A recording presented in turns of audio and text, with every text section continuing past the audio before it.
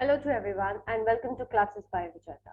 And today we'll discuss advertisement layout.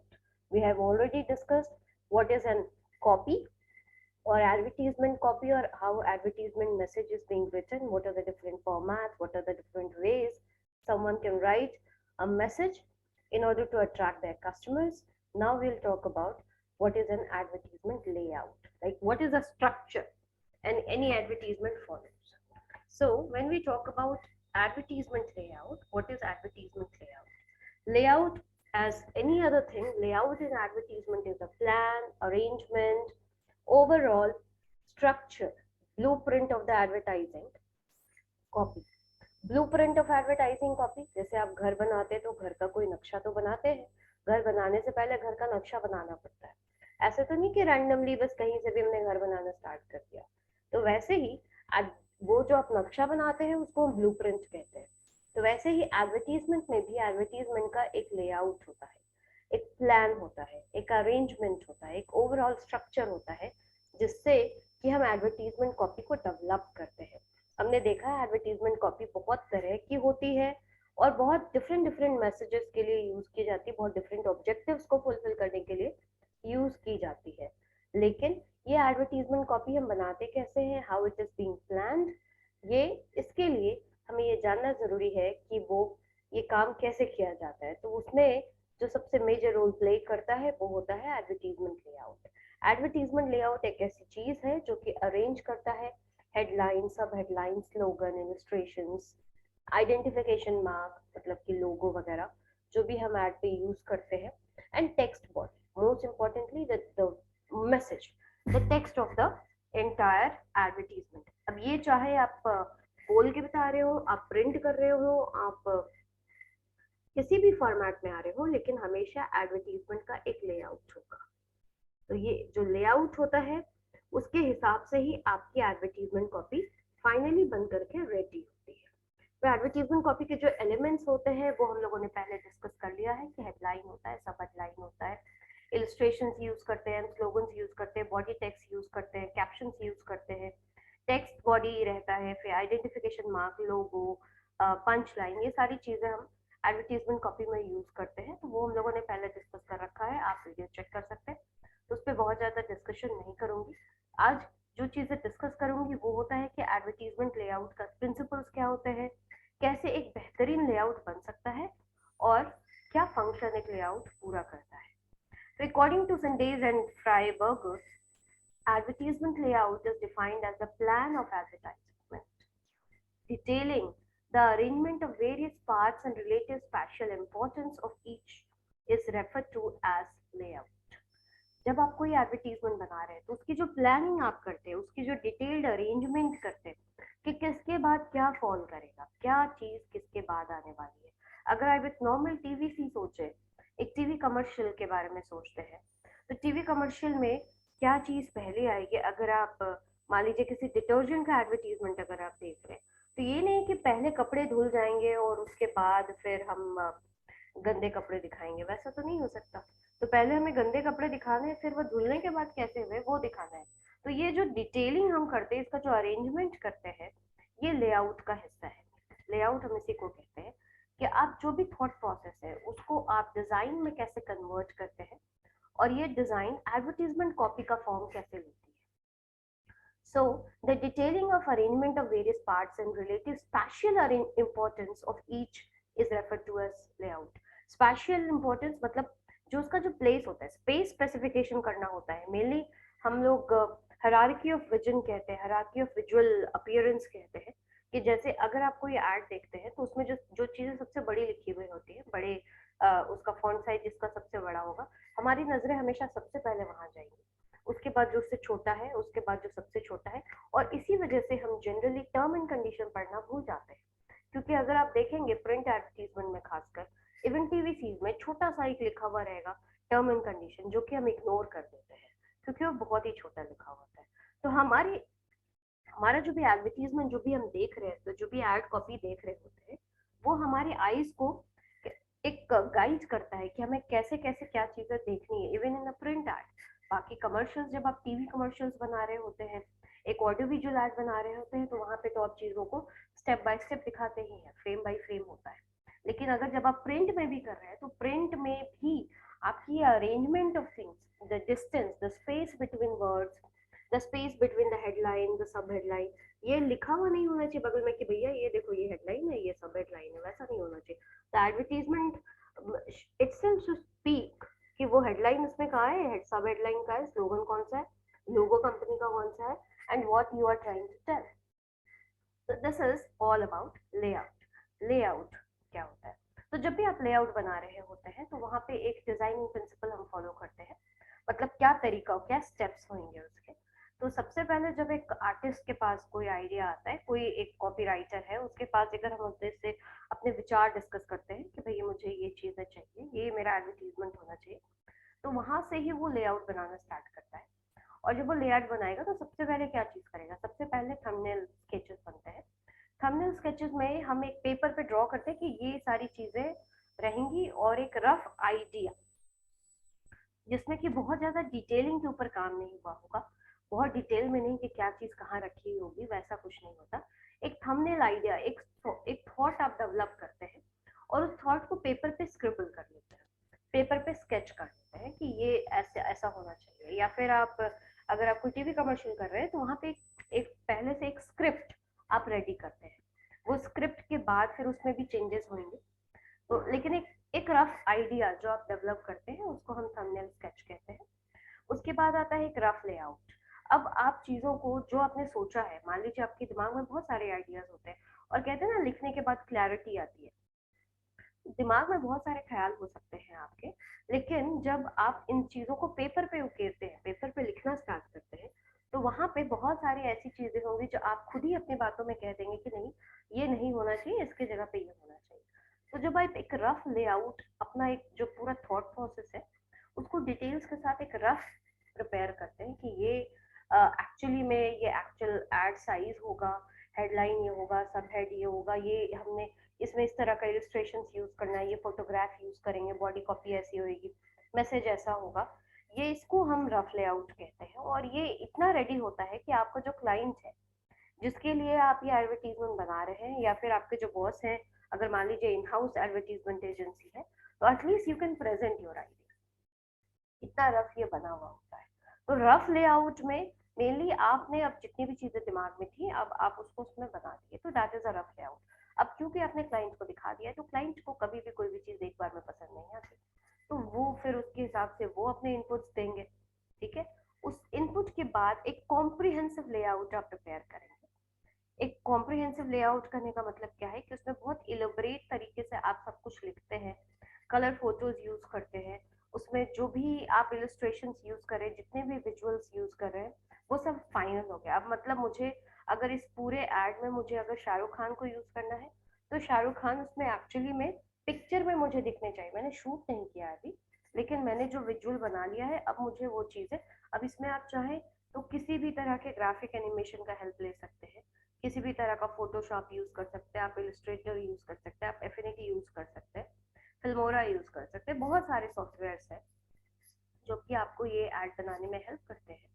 तो वो आप एक 3D वर्जन, 2D वर्जन, या नॉर्मली पेपर स्केच, पुराने जमाने में पेपर कार्टून्स का इस्तेमाल करके बनाते थे, तो ऐसा एक कॉम्प्रिहेंसिव लेआउट बना लेते हैं। और ये कॉम्प्रिहेंसिव लेआउट के बाद हम फाइनल बनाते, उसके बाद जो बनाते हैं डमी। डमी में क्या होता है कि अब जितने भी आर्टिस्ट इसमें लगने वाले हैं, the artist assembles the dummy by hand, by color, by markers and computer proofs, mounting them to unstudy paper and then cutting it, folding it to the size. Basically क्या होता था, ये डमी का जो स्टेज है, ये mainly आप ऐसा कह सकते हैं कि अब मेनली क्या होता है कि पहले के जमाने में उतना कंप्यूटर ग्राफिक्स नहीं था, तो उस समय सारी चीजें वो पेपर से कट करके, और क्या चीजें कहाँ पे रहेंगी, अगर एक चार्ट पेपर पे आप अगर हम प्रेजेंटेशन देने के लिए करें तो चार्ट पेपर पे वो बकायदा उसको बना के चीजों को चिपका के एकदम फाइनल पेज दिखाते कि yes how this is how my add will look. तो वो एक डमी एडवर्टीजमेंट हो जाता है एक्चुअली में, मतलब आप समझ लो कि एक एक्चुअल आप, और अगर आप अभी के टाइम में कंप्यूटर ग्राफिक्स के टाइम में देखेंगे तो आपने उन्हें एक प्रॉपर एक वीडियो दिखा दिया, एक प्रॉपर आपने उन्हें एक विजुअल ग्राफिक दिखा दिया कि this is my final ad, और फिर ये एक डमी एड बन जाता है। उसके बाद फिर जो भी आपके क्लाइंट का इनपुट आएगा, उसके बाद से फाइनली वो वर्क जो है वो अप्रूवल के लिए जाने लायक बन जाता है। The work of copywriter and director is always subject to approval. कोई भी कॉपीराइटर हमेशा वो कभी भी डिसीजन मेकिंग नहीं कर सकता है, या जो आर्ट डायरेक्टर है वो कभी भी डिसीजन मेकिंग नहीं कर सकता। वो एक्चुअली, क्योंकि वो किसके लिए काम कर रहा है, जो उसे पैसे दे रहा है। तो जो भी उसे पैसे दे रहा है, मतलब या तो उसका एजेंसी, या तो उसके जो क्लाइंट्स है, या तो जिस कंपनी में वो काम करता है, पैसे लगाने वाले तो वो लोग है ना। ये तो सिर्फ डिजाइन बना रहे हैं। तो जब डिजाइन बना रहे हैं, एक्चुअली में मुझे शाहरुख खान को जब अब लेना है, तो शाहरुख खान को लेने के लिए मुझे 2 करोड़ 2 करोड़ 5 करोड़ खर्च करने पड़ेंगे। तो ये जो डिसीजन है, एक्चुअली में कंपनी में जो टॉप ऑफ द टेबल बैठे हैं वही डिसाइड करने वाले हैं। तो अप्रूवल के बाद फाइनली हमारा जो लेआउट है और जो एडवर्टीजमेंट है वो रेडी हो जाता है। ये नॉर्मली हमने इसे 5 स्टेज में बांटा है, बुक्स में ऐसा मेंशन है। ऐसा जरूरी नहीं है कि सिर्फ 5 बार में आपका एड फाइनल हो जाता है, ऐसा कभी भी नहीं होता है। ठीक है, क्लाइंट्स बहुत बार एड में चेंजेस कराता है, ये अप्रूवल होने के बावजूद भी चेंजेस करवाता है। तो ये जब तक फाइनली आपका एड नहीं बन जाता, तब तक में आप कह नहीं सकते कि आपका एडवर्टीजमेंट लेआउट इज फाइनल। और उसके बाद भी even the your ad is on air और your ad is on newspaper, ऐसा भी हो सकता है कि 1-2 कॉपी आने के बाद हो सकता है फिर भी उसमें फिर चेंजेस आपको करने पड़े। और बहुत सारे एडवर्टीजमेंट में आप देखते होंगे कि अचानक से जो मेन लीड है वो चेंज हो गया, या फिर आपने देखा होगा फेयर एंड ग्लो का एडवर्टीजमेंट, पहले उसमें कियारा आडवाणी करती थी, फिर वो चेंज हो गई, फिर कोई दूसरी एक एक्ट्रेस आ गई है जो बहुत ज्यादा नोन नहीं है। तो ये बहुत सारी ऐसी चीजें हो सकती हैं, ये होता है। और इतना स्कोप हमेशा लेआउट में रहता है कि कैसे वो, अगर हमको किसी एक जन को हटाना है, कोई एक चीज चीज करना है, तो वैसे फ्रेम करके बनाना होता है ताकि जो बजट है वो बहुत ज्यादा चेंज ना हो, चार सारी चीजों को बहुत सब कुछ एक, मतलब हम उसको फ्रेम बाय फ्रेम फिर अरेंज कर सके, कॉस्ट हमारा मिनिमाइज हो सके। तो ये डिजाइनिंग का जो लेआउट डिजाइन करते हैं उसमें ये स्टेप्स इन्वॉल्व होते हैं। फिर हम बात करते हैं what are the different principles of good layout. एक प्लीजिंग लेआउट, एक अच्छा लेआउट किसको कहा जाता है। तो उसके लिए कुछ नॉर्म्स फिक्स किए गए हैं, कुछ प्रिंसिपल्स फिक्स किए गए हैं फॉर अ गुड लेआउट। तो ये प्रिंसिपल्स ऑफ गुड लेआउट में देयर आर 7 प्रिंसिपल्स। बहुत जगह आपको 8 प्रिंसिपल्स मिलेंगे, बहुत जगह 6 प्रिंसिपल्स मिलेंगे। ये फेयोल का प्रिंसिपल नहीं है कि आपको 14 प्रिंसिपल होना पड़ेगा। आप प्रिंसिपल समझिए, बात समझिए कि क्या क्या चीजें हैं। तो सबसे पहले आता है द प्रिंसिपल ऑफ यूनिटी, या लॉ ऑफ यूनिटी कहते हैं। आपका पूरा एड जब आप देखें तो लगे कि हाँ ये किसी एक ही कंपनी का है, यूनिटी हो हर एक चीज में, मतलब एक सारता कहते हैं ना, एक सार हो, पूरा एडवर्टीजमेंट जो आप बनाए वो एक जैसा दिखे। वो ये नहीं लगे कि ये किसी और का है, ये किसी और का है, वैसा कुछ उसमें नहीं दिखना चाहिए। The law of unity should be followed. उसके बाद लॉ ऑफ बैलेंस, आप बैलेंस मेंटेन करें। कोई एक चीज बहुत बड़ी कर दी, बाकी चीजें बहुत छोटी कर दी, या हमने एड दिखाना है, मान लो टीवी कमर्शियल बना रहे हैं, तो वहां पे सिर्फ हम शाहरुख खान को ही दिखा रहे हैं, बाकी कुछ भी नहीं दिखाए, बाकी कोई एलिमेंट नहीं दिखाए। या फिर हमें जो प्रोडक्ट को दिखाना है वो तो दिखा ही नहीं रहे हैं, जो सिर्फ जो ब्रांड इंडोर्सर है उसको दिखा रहे हैं। तो वैसा कुछ भी ना रहे, एक लॉ ऑफ बैलेंस मेंटेन करना पड़ता है। एक बैलेंस रखना बहुत ज्यादा जरूरी है, ताकि कोई भी चीजें, मतलब हमें जो दिखाना है कस्टमर को वही चीजें दिखे। ऐसा ना हो कि चीजें हम मैसेज कुछ और देना चाहते हैं और मैसेज चला कुछ और जाए। तो the principle of balance should be maintain. The principle of contrast should be maintain, क्योंकि एडवर्टीजमेंट एक विजिबल थिंग है, वो दिखता है ज्यादातर। सिर्फ रेडियो को अगर आप छोड़े तो वो दिखता है पूरा, और रेडियो में भी अगर आप जब बोल रहे हैं तो वहां पे भी कॉन्ट्रास्ट, वेरिएशन, मॉड्यूलेशन का यूज करना पड़ता है, ताकि एक वर्ड दूसरे से कॉन्ट्रास्ट, एक वर्ड दूसरे वर्ड में डिफरेंस आपको पता चले, आपको थीम ऑफ द एडवर्टीजमेंट पता चले, बोलना क्या चाहता है बंदा ये पता चले। तो लॉ ऑफ कॉन्ट्रास्ट, जैसे कहते हैं ना कि हम येलो बैकग्राउंड के ऊपर रेड यूज करते हैं, ब्लैक के ऊपर व्हाइट यूज करते हैं, तो कलर का कॉन्ट्रास्ट आप बनाना ताकि एक प्रॉपर विजिबिलिटी आ सके, चीजें दिखाई दे, क्लटर ना कॉज हो। इसके लिए law of contrast is very important. Law of contrast को फॉलो करना पड़ता है। उसके बाद आता है प्रिंसिपल ऑफ रिदम। आपको जो पूरा एडवर्टीजमेंट है ना वो बहुत ही रिदमिक होनी चाहिए। रिदमिक इन द सेंस कि अगर हमने जो एड को देखा, अगर हम देख रहे हैं तो सबसे अगर वो टीवी कमर्शियल है तो हमारा उसका जो पूरा रिदम है, मतलब एक फ्रेम से दूसरे फ्रेम में ट्रांजिशन बहुत स्मूथ होना चाहिए, पूरी स्टोरी एकदम क्लियर होनी चाहिए, और वो ऐसी होनी चाहिए कि वो अटेंशन गेन कर सके। वहीं अगर आप पेपर एडवर्टीजमेंट देख रहे हैं, मतलब प्रिंट एडवर्टीजमेंट देख रहे हैं, तो वहां पे law of visible science use करना चाहिए, विजिबिलिटी के जो नियम है उसको फॉलो करना चाहिए, और हमेशा ऐसे उसको एडवर्टीजमेंट को डिजाइन करना चाहिए कि वो रिदमिक दिखे, मतलब हमारी आंखों को गाइड करे वो एडवर्टीजमेंट कि हमें सबसे पहले कहाँ देखना है, उसके बाद क्या देखना है, मतलब इम्पोर्टेंट क्या चीज है, उसके बाद क्या नेक्स्ट इम्पोर्टेंट चीज है। एक पूरे आईज को एक रास्ता दिखाना कि आपके पूरे एड में आपको देखना है तो कैसे देखना है। तो एक रिदम फॉलो हो, एक हार्मनी मेंटेन करे, आपका पूरा जो एडवर्टीजमेंट है वो हारमोनियस हो। हारमोनियस होने का मतलब है कि बहुत प्लीजिंग होना चाहिए, हर एक एलिमेंट एक दूसरे के साथ फिट करे, ये एकदम कुछ अलग सा उसमें ना दिखने लगे। तो बहुत लॉ ऑफ हार्मनी भी बहुत जरूरी है गुड लेआउट में, ताकि वो प्लीजिंग दिखे। उसके बाद कंग्रुइटी हो, कंग्रुइटी मतलब एक चीज दूसरे चीज से मिले। अगर आप कॉन्ट्रास्ट ही यूज कर रहे हैं तो ऐसा भी नहीं हो कि कॉन्ट्रास्ट एकदम बहुत ज्यादा आप कॉन्ट्रास्ट यूज कर रहे, association, logical association between colours, logical association between words, fonts, font type, font size, ये सब कुछ आपको देखना पड़ेगा। तो प्रिंसिपल ऑफ कॉन्ग्रुइटी फॉलो करना है, and the principle of proportion, ये बहुत इंपॉर्टेंट है, क्योंकि आपको लिमिटेड स्पेस रहता है, लिमिटेड स्पेस के अंदर में आपको अपना एडवर्टीजमेंट देना है, चाहे वो मैगजीन हो, न्यूज़पेपर हो, या फिर एक टीवी कमर्शियल बना रहे।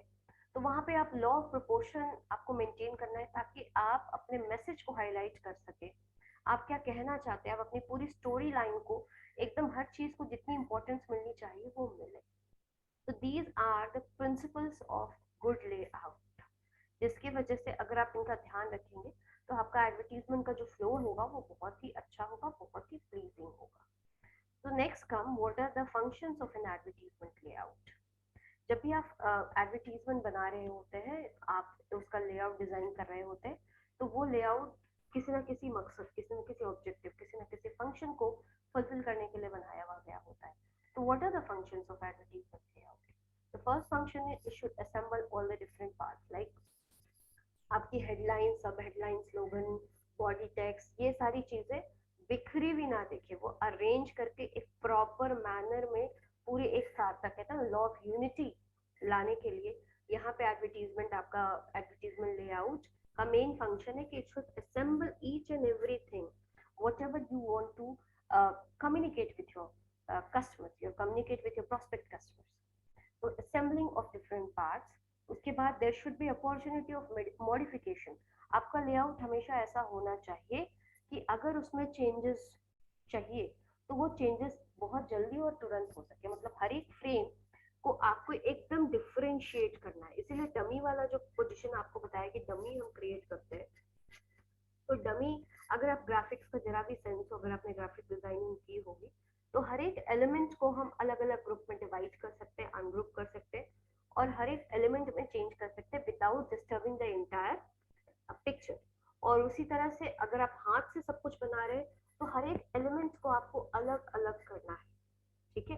जैसे मान लीजिए कि अगर आपको येलो बैकग्राउंड करना है और उसके ऊपर आप पूरी पिक्चर को लगाना है, पूरे जो मैसेज है आपको उसमें जाना है, तो ऐसा होना चाहिए कि आप एक कैनवास लें, उसके ऊपर एक येलो पेपर को आप पहले पेस्ट करें, पिन करें, और उसके ऊपर सब कुछ बनाएं। तो अगर आपके क्लाइंट ने बोला कि नहीं मुझे येलो बैकग्राउंड नहीं चाहिए, मुझे कुछ और दूसरा बैकग्राउंड चाहिए, तो आप इजीली बस वो पेपर को हटाएं और उसकी जगह पे दूसरा कलर का पेपर इंसर्ट कर दें। तो अपॉर्चुनिटी ऑफ मॉडिफिकेशन होना चाहिए, अप्रूवल, क्योंकि आपको जब तक अप्रूवल नहीं मिलेगा तब तक तो आप एडवर्टीजमेंट बना ही नहीं सकते, पैसे देने वाले की मर्जी सबसे इम्पोर्टेंट है। स्पेसिफिकेशन ऑफ कॉस्ट, आपका कॉस्ट काफी आपका जो लेआउट हुए आपका एडवर्टीजमेंट का वो ऐसा होना चाहिए कि कस्टमर को बहुत ज्यादा, आपके जो क्लाइंट है उसको बहुत ज्यादा कॉस्ट ना पड़े, क्योंकि लेआउट के हिसाब से ही आप एस्टिमेशन ऑफ कॉस्ट कर सकते हैं।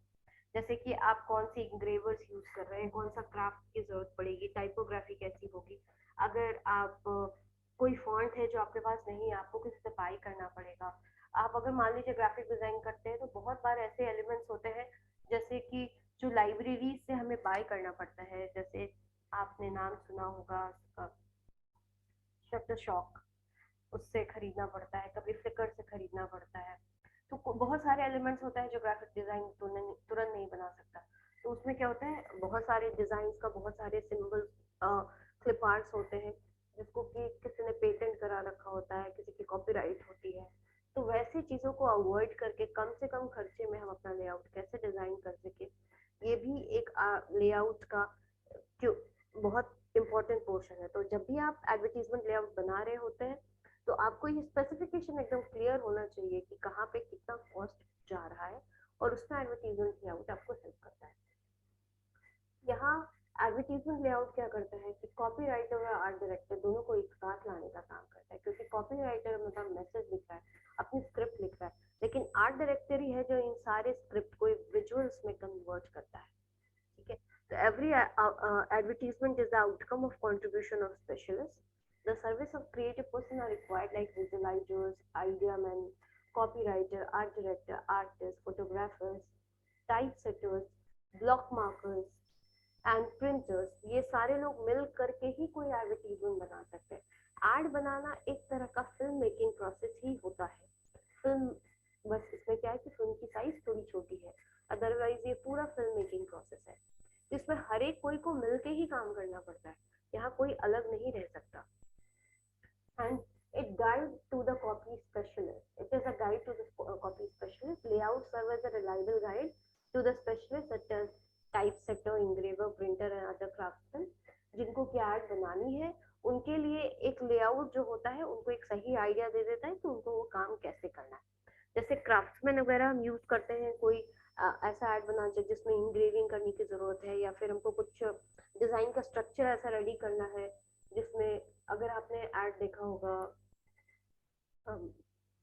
कोई बहुत ही लग्जरी कुछ दिखा रहे हैं, तो लग्जरी दिखाने के लिए पूरा सेट भी बहुत लग्जूरियस बनाना पड़ता है। तो कॉपीराइटर लग्जरी अगर बोलना चाहता है तो वो तो सिर्फ बोल रहा है, लेकिन ये जो आर्ट जो क्राफ्ट्समैन है उनको ये पूरा लग्जरियस सेट बनाना पड़ेगा। ठीक है, करण जौहर सोचता है कि स्टूडेंट ऑफ द ईयर और का जो स्कूल होगा वो ऐसा होगा, उन्होंने सोचा, उन्होंने लिखा, लेकिन बनाने वाले लोग तो कोई और ही है। तो क्राफ्ट्समैन को ये गाइड करने में काफी हेल्प करता है कि जो एडवर्टीजमेंट लेआउट है कि वो चीजें कैसे निकल के आएंगी, कैसे बनेंगी। So these are the functions of advertisement layout. So this is all about advertisement layout. And if you want to know more about advertisement copy, you can always check my another video, and how the entire media planning is done is also there. So thank you very much. And if you have any confusion, anything you want to write to me, you can write to me at sujata.rwc@gmail.com, or you can comment in the comment box. And please do share my video if you like the content and give me a thumbs up. Thank you.